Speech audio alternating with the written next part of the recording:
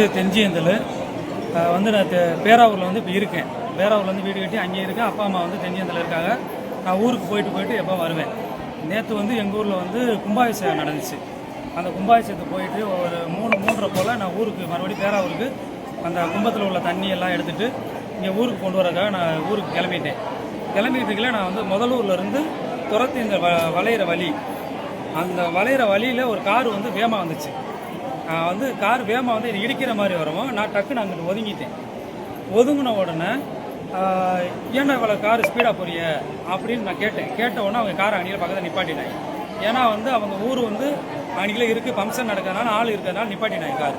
நான் நிப்பாட்டினாலும் நான் ஒன்றும் பிரச்சனை இல்லை, நான் பயப்படாமல் நான் போய் டேரெக்டாக போய் கேட்டேன், இவ்வளோ ஸ்பீடாக வந்துருக்கீங்களே, இது இப்போ நான் நல்லா ஓட்டக்கண்டு நான் இங்கிட்டு ஒதுங்கிட்டேன்.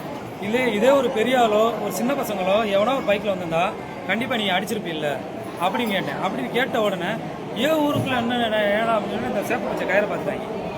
இந்த கயிறை பார்த்தோன்னே ஏன் ஊருக்குள்ள நீ ஏன்னா பல்ல போய் வந்து ஏன்னா என் ஊருக்குள்ள இருந்து நீ என்ன பேசுகிற, நான் என் ஊருக்கு நான் எப்படி வேணாலும் வருவேன்டா அப்படிங்கிற மாதிரி வந்து ஒரு 2 பேர் வந்து சப்புன்னு அடிச்சிட்டாங்க. சப்புன்னு அடித்தோடனே நானும் திருப்பி ஒரு 2 அடி அடிச்சிட்டேன். நான் அடிக்கலன்னு சொல்ல, திருப்பி நான் 2 அடி அடிச்சிட்டேன். அடித்த உடனே இன்னைக்கு ஒரு 10 பேர் சுற்றிட்டாங்க. சுற்றி எல்லாரும் டப்புன்னு அடித்து ஹெல்மெட்டை எடுத்து என்னையே அடிச்சுட்டு பைக்கை தள்ளி விட்டுட்டாங்க. சொல்கிறாங்க ஒரு டிஎஸ்பி, முன்னாள் டிஎஸ்பி வந்து அவர் பேர் ராமசாமின்னு நினைக்கிறேன். அவர் ஃபோன் அடிச்சிருந்துப்பார் வரைக்கும். அந்த ஃபோன் அடிச்சு பல்லப்பைங்க 4-5 பேர் வந்திருக்காங்கன்னு இவங்க சொல்லிட்டாங்க. இவங்க வந்து பசங்க ஃபோன் அடிச்சவங்க, ஆனால் பல்லப்பை ஒரு 4-5 பேர் மாட்டிக்கிட்டாங்க அப்படின்னு சொல்லியிருக்காங்க. அவன் அந்த டிஎஸ்பி, அவர் முன்னாள் டிஎஸ்பி என்ன சொல்லிட்டாப்லன்னா, சரி இப்போ வந்தால் எது வந்தாலும் பார்த்துக்குறோம்டா, அடிச்சிருங்கடா அவங்கள பல்லப்பையில் அடிச்சிருங்கடா, அவங்க சும்மா விட்டோம்னா ரொம்ப தெனாவட்ட ஆகி போயிடுவாங்கடா, அடிச்சிருங்கடா, எதாக இருந்தாலும் நான் பார்த்துக்கிறேன்டா அப்படின்னு அவர் ஃபோனில் அன்றைக்கி சொல்கிறாரு.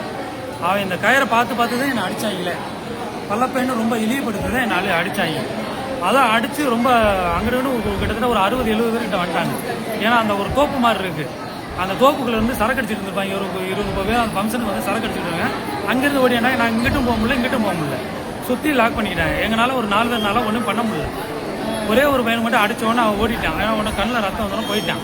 மித்த நாங்கள் 4 பேர் உள்ளே மாட்டிக்கிட்டு எனக்கு அதோட மயக்கம் வந்துருச்சு. அதோட தான் மறுபடியும் சொல்லுங்க.